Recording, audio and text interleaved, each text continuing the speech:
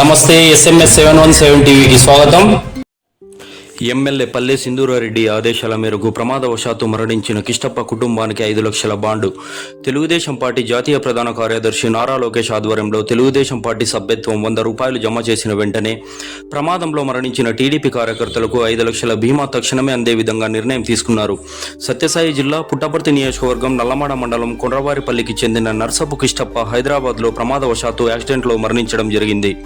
ఆ కుటుంబం TDP party సభ్యత్వం పొందడం వల్ల ఆ కుటుంబానికి ప్రమాద బీమా 5 లక్షల రూపాయల బాండ్లను పార్టీ పంపడం జరిగింది. 5 లక్షల బాండును ఎమ్మెల్యే పల్లె సింధూరారెడ్డి ఆదేశాల మేరకు నల్లమాడ మండల కన్వీనర్ మైలే శంకర ఆధ్వర్యంలో ఆ కుటుంబానికి ఇవ్వడం జరిగింది. ఈ సందర్భంగా బాధిత కుటుంబం తెలుగుదేశం పార్టీకి కృతజ్ఞతలు తెలియజేసింది.